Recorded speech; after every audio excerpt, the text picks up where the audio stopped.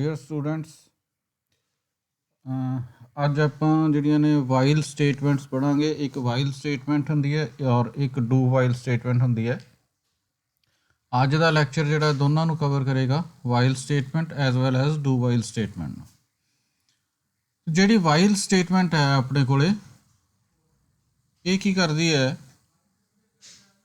ਕਿ ਕਿਸੇ ਇੱਕ ਸੈੱਟ ਆਫ ਸਟੇਟਮੈਂਟਸ ਨੂੰ ਜਿਹੜੀਆਂ ਆ ਦਿੱਤੀਆਂ ਹੋਈਆਂ ਨੇ, ਇਹਨਾਂ ਨੂੰ ਰਿਪੀਟ ਕਰੇਗੀ ਜਦੋਂ ਤੱਕ ਆਹ ਵਾਲੀ ਗਿਵਨ ਕੰਡੀਸ਼ਨ ਜਿਹੜੀ ਹੈ ਉਹ ਟਰੂ ਹੈ। ਸੋ ਪਿੱਛੇ ਆਪਾਂ ਫੋਰ ਲੂਪ ਕੀਤਾ ਸੀਗਾ। ਫੋਰ ਲੂਪ ਵੀ ਸਟੇਟਮੈਂਟਸ ਨੂੰ ਰਿਪੀਟ ਕਰਦਾ ਸੀ, ਪਰ ਉਹਦੇ ਵਿੱਚ ਆਪਾਂ ਇਹ ਗੱਲ ਸਪੈਸੀਫਿਕਲੀ ਕਹੀ ਸੀ ਕਿ ਸਾਨੂੰ ਬਿਫੋਰ ਹੈਂਡ ਇਹ ਪਤਾ ਹੋਣਾ ਚਾਹੀਦਾ ਹੈ ਕਿ ਕਿੰਨੀਆਂ ਰੈਪੀਟੀਸ਼ਨਸ ਨੇ। ਬਟ ਇਸ ਕੇਸ ਦੇ ਵਿੱਚ ਵਾਈਲ ਦੇ ਵਿੱਚ ਦੇਖੋ, ਸਿਰਫ ਕੰਡੀਸ਼ਨ ਮੈਂਸ਼ਨ ਕੀਤੀ ਹੋਈ ਹੈ, ਕੋਈ ਕਾਊਂਟ ਇਨੀਸ਼ੀਅਲਾਈਜੇਸ਼ਨ ਨਹੀਂ ਔਰ ਕੋਈ ਇਨਕਰੀਮੈਂਟ ਨਹੀਂ। ਦੈਟ ਮੀਨਸ ਜਿੰਨੀ ਦੇਰ ਤੱਕ ਇਹ ਵਾਲੀ ਕੰਡੀਸ਼ਨ ਜਿਹੜੀ ਆ ਟਰੂ ਰਹੇਗੀ, ਸਟੇਟਮੈਂਟਸ ਜਿਹੜੀਆਂ ਵਿਦਨ ਕਰਲੀ ਬ੍ਰੈਕਟਸ ਹੈਗੀਆਂ ਨੇ ਇਹ ਰਿਪੀਟ ਹੁੰਦੀਆਂ ਰਹਿਣਗੀਆਂ। ਸੋ ਇੱਥੇ ਇਹ ਹੈ ਕਿ ਪ੍ਰੋਗਰਾਮਰ ਨੇ ਇਨਸ਼ੋਰ ਕਰਨਾ ਹੈ ਕਿ ਇਹਨਾਂ ਸਟੇਟਮੈਂਟਸ ਦੇ ਵਿੱਚੋਂ ਹੀ ਕਦੀ ਨਾ ਕਦੀ ਇਸ ਤਰ੍ਹਾਂ ਦੀ ਕੰਡੀਸ਼ਨ ਪੈਦਾ ਹੋਵੇ ਕਿ ਆਹ ਵਾਲੀ ਜਿਹੜੀ ਕੰਡੀਸ਼ਨ ਹੈ ਇਹ ਫਾਲਸ ਹੋ ਜਾਵੇ। ਅਗਰ ਅਸੀਂ ਇਹਨਾਂ ਸਟੇਟਮੈਂਟਸ ਦੇ ਵਿੱਚ ਇਹ ਚੀਜ਼ ਸੈੱਟ ਨਹੀਂ ਕਰਾਂਗੇ ਤਾਂ ਫਿਰ ਇਹ ਕੰਡੀਸ਼ਨ ਕਦੀ ਵੀ ਫਾਲਸ ਨਹੀਂ ਹੋਏਗੀ ਔਰ ਲੂਪ ਜਿਹੜਾ ਹੈ ਇਨਫਾਈਨਾਈਟਲੀ ਚੱਲਦਾ ਰਹੇਗਾ। ਸੋ ਵਾਈਲ ਸਟੇਟਮੈਂਟ ਦੇ ਸਿੰਟੈਕਸ ਦੇ ਅੰਦਰ ਕੋਈ ਵੀ ਅਸੀਂ ਟਰਮੀਨੇਟਿੰਗ ਕੰਡੀਸ਼ਨ ਨਹੀਂ ਪਾਉਂਦੇ, ਬਲਕਿ ਸਟੇਟਮੈਂਟਸ ਦੇ ਅੰਦਰ ਕੋਈ ਨਾ ਕੋਈ ਇੱਦਾਂ ਦੀ ਸਾਨੂੰ ਐਕਸਪ੍ਰੈਸ਼ਨ ਲਿਖਣੀ ਪੈਂਦੀ ਹੈ ਤਾਂ ਕਿ ਕੰਡੀਸ਼ਨ ਕਦੀ ਨਾ ਕਦੀ ਫਾਲਸ ਹੋ ਜਾਵੇ। ਸੋ ਅਦਰਵਾਈਜ਼ ਜਿੰਨੀ ਦੇਰ ਤੱਕ ਇਹ ਕੰਡੀਸ਼ਨ ਠੀਕ ਟਰੂ ਰਹੇਗੀ, ਔਰ ਵਾਈਲ ਲੂਪ ਹੈ ਜਿਹੜਾ ਇਹਨਾਂ ਸਟੇਟਮੈਂਟਸ ਨੂੰ ਰਿਪੀਟਡਲੀ ਐਗਜ਼ੀਕਿਊਟ ਕਰਦਾ ਰਹੇਗਾ। ਸੋ ਥਿਊਰੀ ਦੇ ਵਿੱਚ ਵੀ ਇਹੀ ਐਕਸਪਲੇਨ ਕੀਤਾ ਹੈ ਕਿ ਵਾਈਲ ਲੂਪ ਹੈ ਜਿਹੜਾ ਇਹ ਰਿਪੀਟਡਲੀ ਐਗਜ਼ੀਕਿਊਟ ਕਰਦਾ ਹੈ target statements as long as given condition is true. ਤੋ ਇਹ ਜਿਹੜੀਆਂ ਸਟੇਟਮੈਂਟਸ ਨੇ ਇਹ ਸਿੰਗਲ ਸਟੇਟਮੈਂਟ ਵੀ ਹੋ ਸਕਦੀ ਹੈ ਔਰ ਬਲੌਕ ਆਫ ਸਟੇਟਮੈਂਟਸ ਵੀ ਹੋ ਸਕਦੀਆਂ ਨੇ। ਅਗਰ ਸਿੰਗਲ ਸਟੇਟਮੈਂਟ ਹੈ ਤਾਂ ਤੁਹਾਨੂੰ ਇਹਦੇ ਆਲੇ ਦੁਆਲੇ ਕਰਲੀ ਬ੍ਰੈਕਟਸ ਪਾਉਣ ਦੀ ਜ਼ਰੂਰਤ ਨਹੀਂ ਹੈ, ਬਟ ਅਗਰ ਬਲੌਕ ਆਫ ਸਟੇਟਮੈਂਟਸ ਹੈ ਤਾਂ ਕਰਲੀ ਬ੍ਰੈਕਟਸ ਜ਼ਰੂਰੀ ਹੈ। ਤੋ ਕੰਡੀਸ਼ਨ ਜਿਹੜੀ ਹੈ, ਕੰਡੀਸ਼ਨ ਦੀ ਜਗ੍ਹਾ 'ਤੇ ਤੁਸੀਂ ਕੋਈ ਵੀ ਐਕਸਪ੍ਰੈਸ਼ਨ ਲਿਖ ਸਕਦੇ ਹੋ ਔਰ ਜਿੰਨੀ ਦੇਰ ਤੱਕ ਉਸ ਐਕਸਪ੍ਰੈਸ਼ਨ ਦੀ ਵੈਲਿਊ 0 ਨਹੀਂ ਹੁੰਦੀ ਉਨੀ ਦੇਰ ਤੱਕ ਕੰਡੀਸ਼ਨ ਜਿਹੜੀ ਹੈ ਟਰੂ ਮੰਨੀ ਜਾਏਗੀ। ਜਦੋਂ ਉਸ ਐਕਸਪ੍ਰੈਸ਼ਨ ਦੀ ਵੈਲਿਊ 0 ਹੋਗੀ ਤਾਂ ਜਿਹੜੀ ਕੰਡੀਸ਼ਨ ਹੈ ਉਹ ਫਾਲਸ ਮੰਨੀ ਜਾਏਗੀ। ਔਰ ਜਿਹੜਾ ਲੂਪ ਹੈ ਇਹ ਰਿਪੀਟ ਕਰਦਾ ਜਿੰਨੀ ਦੇਰ ਤੱਕ ਕੰਡੀਸ਼ਨ ਟਰੂ ਰਹਿੰਦੀ ਹੈ, ਔਰ ਜਦੋਂ ਇਹ ਕੰਡੀਸ਼ਨ ਫਾਲਸ ਹੋ ਜਾਏਗੀ ਤਾਂ ਜਿਹੜਾ ਲੂਪ ਹੈ ਕੁਇਟ ਕਰ ਜਾਏਗਾ। ਹੁਣ ਇੱਥੇ ਇਹ ਚੀਜ਼ ਗੌਰ ਕਰਨ ਵਾਲੀ ਹੈ ਕਿ ਵਾਈਲ ਸਟੇਟਮੈਂਟ ਦੇ ਵਿੱਚ ਕੰਡੀਸ਼ਨ ਪਹਿਲਾਂ ਚੈੱਕ ਹੁੰਦੀ ਹੈ, ਸਟੇਟਮੈਂਟਸ ਬਾਅਦ 'ਚ ਐਗਜ਼ੀਕਿਊਟ ਹੁੰਦੀਆਂ ਨੇ। ਦੈਟ ਮੀਨਸ ਅਗਰ ਕੰਡੀਸ਼ਨ ਪਹਿਲਾਂ ਹੀ ਫਾਲਸ ਹੈ ਤਾਂ ਆਹ ਸਟੇਟਮੈਂਟਸ ਨੇ ਜਿਹੜੀਆਂ ਉਹ ਐਗਜ਼ੀਕਿਊਟ ਨਹੀਂ ਹੋਣਗੀਆਂ। ਇਹਦਾ ਅਗਰ ਫਲੋ ਚਾਰਟ ਦੇ ਉੱਤੇ ਤੁਸੀਂ ਨਿਗਾਹ ਮਾਰੋ ਤਾਂ ਸਭ ਤੋਂ ਪਹਿਲਾਂ ਕੰਡੀਸ਼ਨ ਚੈੱਕ ਹੋਏਗੀ।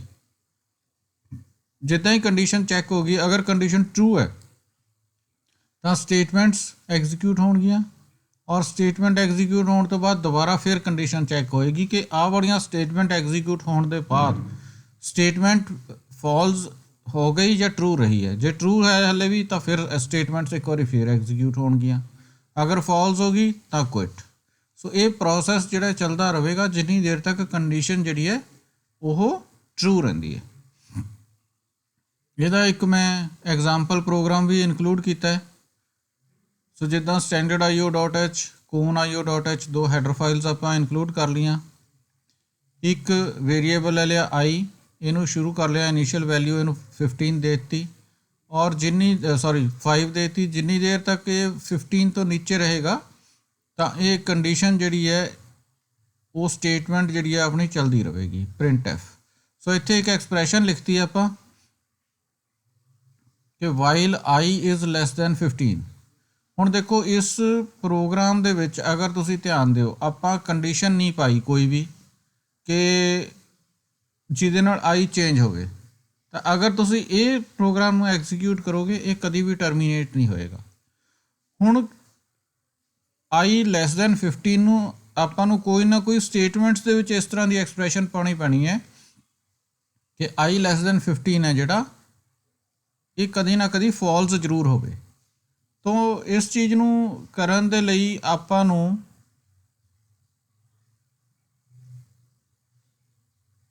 ਇਹਦੇ ਅੰਦਰ ਸਟੇਟਮੈਂਟ ਜਿਹੜੀ ਹੈ ਉਹ ਪਾਣੀ ਪਏਗੀ, ਔਰ ਇੱਕ ਸਟੇਟਮੈਂਟ ਅਸੀਂ ਇਨਕਲੂਡ ਕਰ ਦਾਂਗੇ ਤਾਂ ਕਿ ਐਵਰੀ ਜਦੋਂ ਵੀ ਪ੍ਰਿੰਟ ਹੋਵੇ i ਦੀ ਵੈਲਿਊ, ਉਸ ਤੋਂ ਬਾਅਦ i ਜਿਹੜਾ ਹੈ ਉਹ ਬਾਈ 1 ਇਨਕਰੀਮੈਂਟ ਹੋ ਜਾਵੇ। ਸੋ ਹੁਣ ਕੀ ਹੋਏਗਾ ਕਿ i ਦੀ ਵੈਲਿਊ ਪ੍ਰਿੰਟ ਹੋਏਗੀ, ਜਿਹੜੀ ਵੀ ਪਹਿਲਾਂ ਆਪਾਂ i ਨੂੰ 5 ਲਿਆ ਸੀਗਾ, i ਨੂੰ 5 ਲੈਣ ਤੋਂ ਬਾਅਦ ਕੀ ਹੈ ਉਹ ਬਾਈ 1 ਇਨਕਰੀਮੈਂਟ ਹੋਏਗਾ। ਬਾਈ 1 ਇਨਕਰੀਮੈਂਟ ਹੋਣ ਤੋਂ ਬਾਅਦ ਦੁਬਾਰਾ ਕੰਡੀਸ਼ਨ ਚੈੱਕ ਹੋਏਗੀ, ਪਹਿਲਾਂ 5 ਸੀ ਫਿਰ ਇਹ 6 ਹੋ ਜਾਏਗਾ, ਫਿਰ 6 ਪ੍ਰਿੰਟ ਹੋਏਗਾ, ਉਸ ਤੋਂ ਬਾਅਦ i 7 ਹੋ ਜਾਏਗਾ। तो इस तरह ये इनक्रीमेंट वैल्यू चलती चलती कदी ना कदी आई जड़ा 15 तो इनक्रीज हो जाएगा। सो इस तरीके नाल फॉर लूप दे विच जिद्दां असीं आई इनक्रीमेंट दी फॉर लूप दी सिंटैक्स दे अंदर ही पाई सी, वाइल दे विच वो चीज़ नहीं हुंदी, ये आपां नूं स्टेटमेंट्स दे अंदर पानी पैंदी है। तो अल्टीमेटली जदों आई लैस दैन 15 फॉल्स होगी तो वाइल लूप जिहड़ा वो क्विट कर देगा। इहदे नाल मिलदा जुलदा हैगा do while statement. Do while भी सेम चीज़ करता है, स्टेटमेंट नूं एग्जीक्यूट करता है जिन्नी देर तक कंडीशन ट्रू है। इहदा सिंटैक्स की है, पहला कीवर्ड आएगा डू, उस तो बाद स्टेटमेंट्स, फिर करली ब्रैकेट तो बाद वाइल कंडीशन, और कंडीशन दी जदों ब्रैकेट क्लोज हो जाएगी तो इस तो बाद सैमी कॉलन आना है। ये बहुत जरूरी है, ये ध्यान रखना है।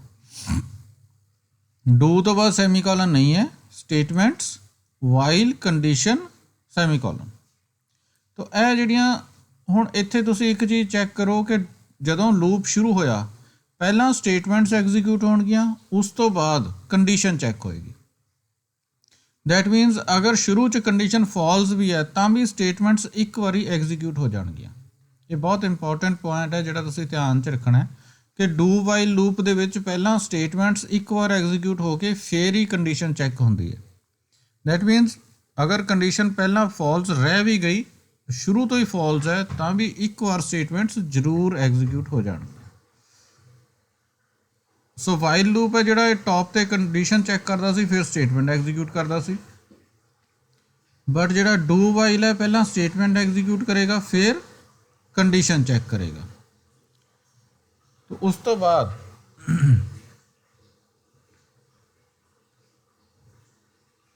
तो इहदे विच स्पैशल नोट करने वाली गल थले मैं दोबारा रिपीट की है कि कंडीशनल एक्सप्रैशन है जिहड़ी ये एंड ऑफ लूप ते अपीयर होंदी है, जिहदे करके स्टेटमेंट्स एक बार एग्जीक्यूट हो जांदियां ने।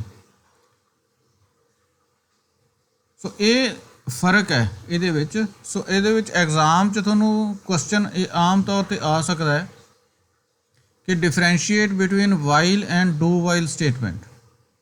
तो उहदे विच तुसीं यही करना है कि ये दसना है कि वाइल दे विच पहला कंडीशन चैक होंदी है, स्टेटमेंट्स बाद च एग्जीक्यूट होंदियां ने, और डू वाइल दे विच पहला स्टेटमेंट एग्जीक्यूट होकर कंडीशन बाद च चैक होएगी।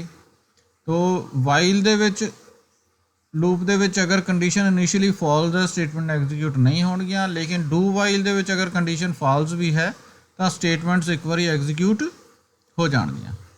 तो ये फ्लो चार्ट ते तुसीं ध्यान दिओ कि पहला डू दे विच एंटर करन सार स्टेटमेंट एग्जीक्यूट होंदियां ने, फिर कंडीशन चैक होंदी है। अगर कंडीशन हले भी ट्रू है तो स्टेटमेंट्स रिपीट होणगियां, अगर फॉल्स है तो वो क्विट कर देगा। और इस तो बाद इहदा अगर एग्जाम्पल प्रोग्राम देखो, एग्जाम्पल प्रोग्राम दे विच आपां की कीता है कि दो हैडर फाइल्स इनकलूड कीतियां, उवें इंटीजर एक वेरीएबल है आई जिहदी वैल्यू असीं असाइन कीती 5। So do printf value of I while I is less than 15। सो ये भी तुसी एक चीज़ देखोगे कि आई की वैल्यू किते भी चेंज नहीं हो रही सारे प्रोग्राम। सो इत्थे भी सानू की करना पैना है कि एक स्टेटमेंट इनकलूड करनी पैनी है ताकि आई की वैल्यू जिहड़ी है वह चेंज होवे और अल्टीमेटली ये किसी ना किसी पॉइंट के उत्ते फॉल्स हो जाए। उस तो बाद ही जिहड़ी ये चीज़ वो लूप जिहड़ा डू वाइल टर्मीनेट होएगा।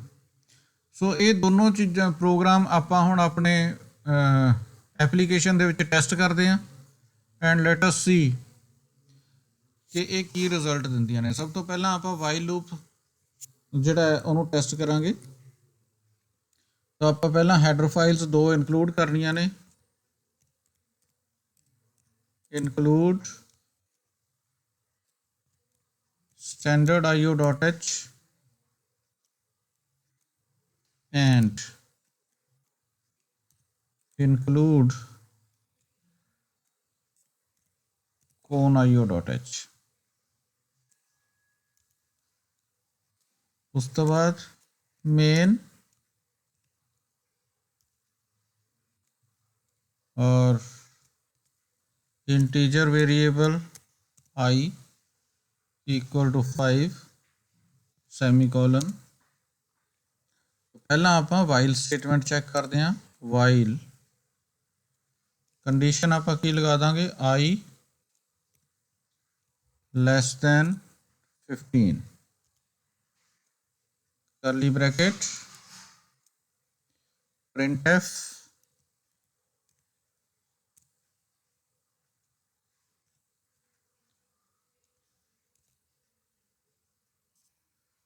\n new line ਲਈ the value of I is equal to, क्योंकि I इंटीजर वेरिएबल है तो आप इतने %d पावांगे कॉमा I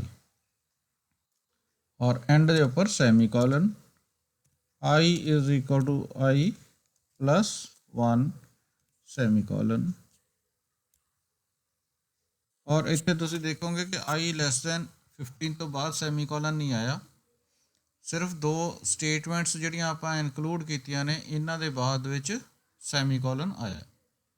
तो ये आपां जिहड़ा प्रोग्राम है इहनूं सेव करांगे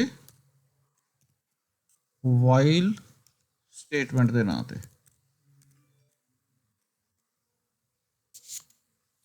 सोर्स टाइप तुसीं सी चेंज कर लेना एंड सेव।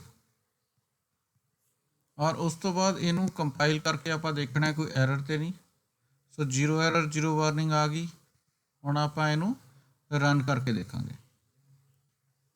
सो जिद्दां ही तुसीं प्रोग्राम रन करोगे वाइल स्टेटमेंट ਉਹਦੇ ਵਿੱਚ ਤੁਸੀਂ ਦੇਖੋਗੇ कि 5 ਤੋਂ ਲੈ ਕੇ 14 तक ਸਾਨੂੰ आउटपुट आ गई। जिद्दां ही आई की वैल्यू 15 होई ਤਾਂ ਉਹ ਕੁਇਟ ਕਰ ਗਿਆ। ਹੁਣ ਲੈਟ ਅਸ ਸੀ ਆਪਾਂ ਇਹ ਕੰਡੀਸ਼ਨ ਇਨੀਸ਼ੀਅਲੀ ਫਾਲਸ ਕਰਕੇ ਦੇਖਦੇ ਹਾਂ। ਜਿੱਦਾਂ ਆਪਾਂ ਪਹਿਲਾਂ ਹੀ आई ਨੂੰ ਜਿਹੜੀ ਹੈ ਵੈਲਿਊ ਕੀ ਦੇ ਦਿੰਦੇ ਆ 15, ਤਾਂ ਕਿ I ਲੈਸ ਦੈਨ 15 ਜਿਹੜੀ ਹੈ ਇਨੀਸ਼ੀਅਲੀ ਫਾਲਸ ਹੋ ਜਾਵੇ।